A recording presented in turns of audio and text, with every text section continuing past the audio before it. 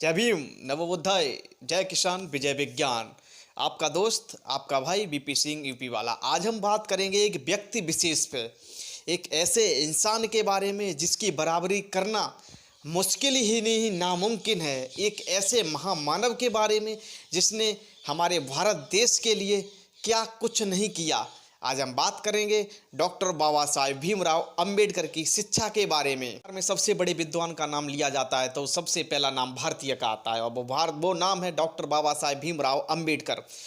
ये हमारे भारत के लिए बहुत ही गर्व की बात है और हम भारतवासियों के लिए बहुत ही गर्व की बात है। संयुक्त राष्ट्र संघ ने 14 अप्रैल अर्थात भारत रत्न डॉक्टर भीमराव अंबेडकर के जन्मदिन अर्थात 14 अप्रैल को विश्व ज्ञान दिवस के मनाने की घोषणा की है।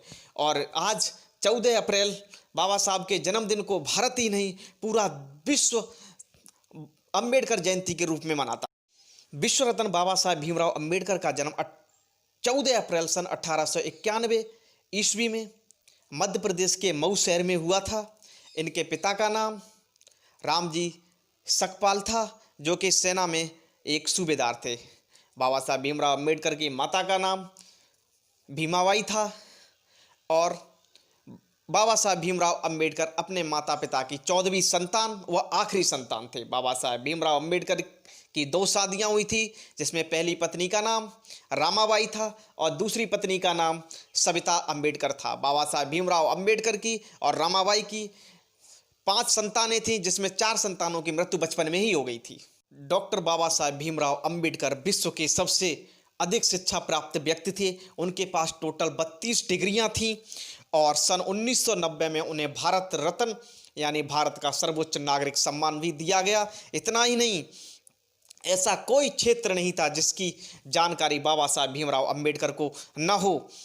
बाबा साहब भीमराव अंबेडकर ने न्यूयॉर्क में 2000 प्राचीन ग्रंथ खरीद लिए थे और लंदन के द्वितीय गोलमेज सम्मेलन में बाबा साहब भीमराव अंबेडकर ने इतनी किताबें खरीद ली थी कि उन किताबों को भारत में भेजने के लिए 32 संदूकों का प्रयोग किया गया था। टोटल किताबें 32 संदूकों में भारत में भेजी गई थी। इतना ही नहीं, लंदन की लाइब्रेरी में 1000 दिनों में 16,000 पुस्तकें पढ़ने का विश्व रिकॉर्ड भी बाबा साहब भीमराव अंबेडकर के नाम है।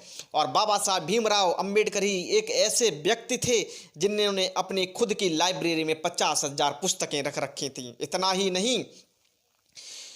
नहीं 2 साल 11 माह 18 दिन में भारत का स्वलिखित भारत का श्रेष्ठ संविधान भी बाबा साहब भीमराव अंबेडकर ने दिया।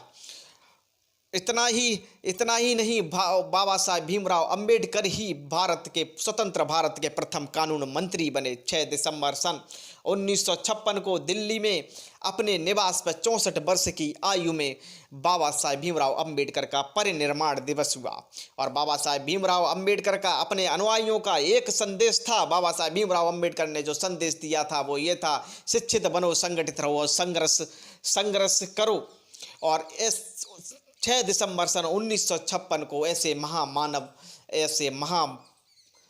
बाबा साहब भीमराव अंबेडकर इस दुनिया को अलविदा कह के चले गए।